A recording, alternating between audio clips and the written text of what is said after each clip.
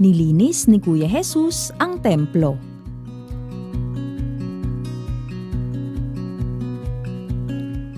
Ang mabuting balita ng Panginoon ayon kay San Juan.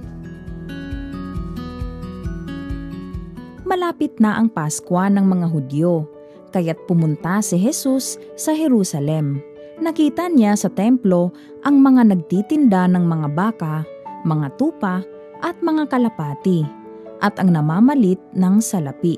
Gumawa siya ng isang panghagupit na lubid at ipinagtabuyang palabas ang mga nagtitinda, pati na ang mga baka at tupa. Isinabog niya ang mga salapi ng mga namamalit ng pera at pinagtataob ang kanilang mga mesa.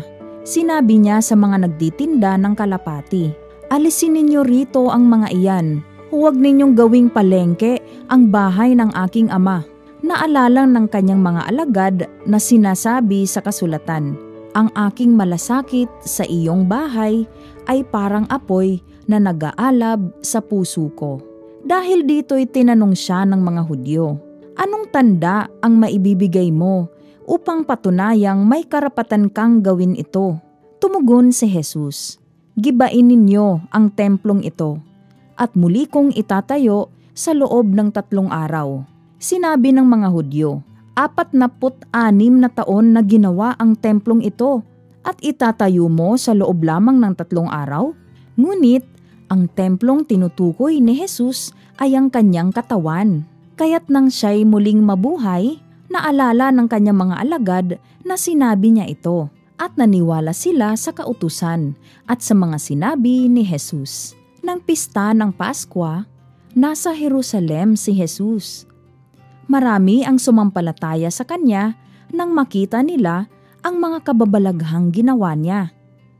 Subalit, hindi nagtiwala sa kanila si Jesus, sapagkat kilala niya silang lahat. Hindi na kailangang may magsalita pa sa kanya tungkol sa kanino man, sapagkat talastas niya ang kalooban ng lahat ng tao.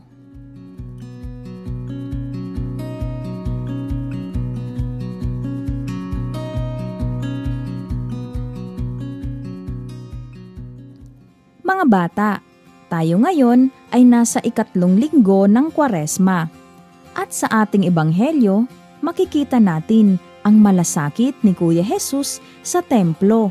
Sa kwento, si Kuya Jesus ay nagpunta sa templo dahil malapit na ang pista ng Paskwa.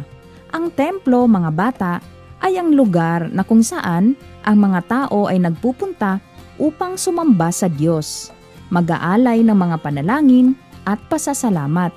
Para sa mga Hudyo, ang pista ng Paskwa ay napakahalaga dahil dito nila inaalala ang ginawa ng Diyos na pagliligtas at pagpapalaya sa kanilang mga ninuno sa pagkaalipin.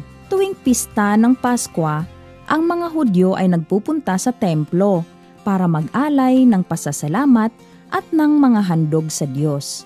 At dito nga, nakita ni Kuya Jesus na marami ang nagnenegosyo at nagbebenta ng mga hayop na pang-alay na sobra-sobra ang halaga.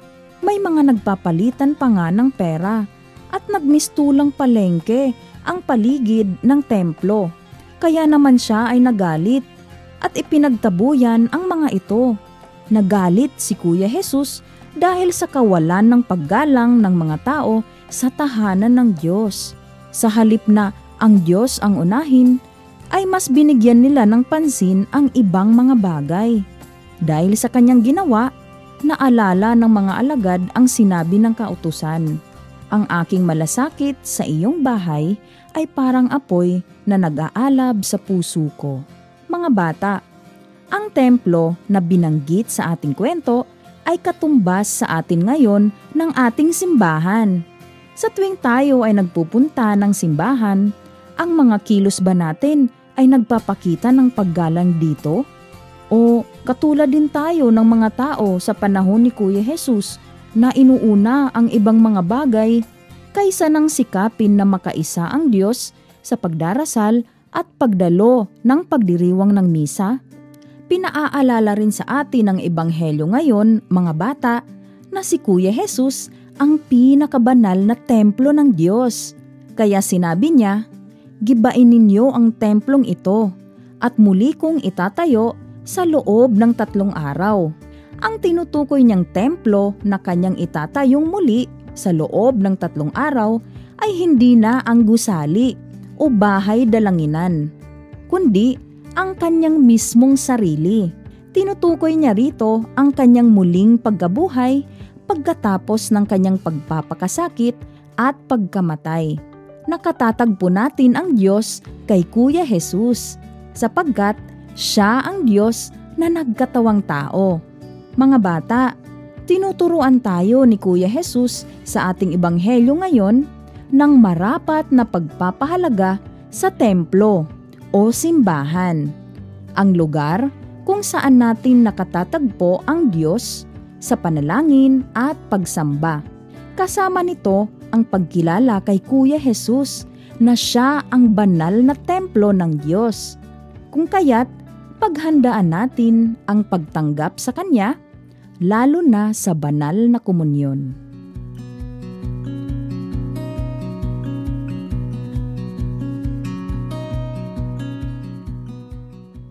Mga bata, ang panahon ng Kwaresma ay panahon kung saan hinahamon tayo na panatilihing malakas ang kaluluwa at linisin ang ating mga puso mula sa mga kasalanang ating nagawa. Paano ba natin matutugunan ito? Inaanyayahan tayo na palakasin ang ating kaluluwa sa pamamagitan ng palagiang pakikipagtagpo kay Kuya Jesus sa panalangin sa loob ng simbahan. At ituring ito ng may paggalang. At higit sa lahat, linisin ang ating mga puso sa pamamagitan ng pagdulog sa sakramento ng kumpisal upang maging marapat natin siyang tanggapin sa banal na komunyon.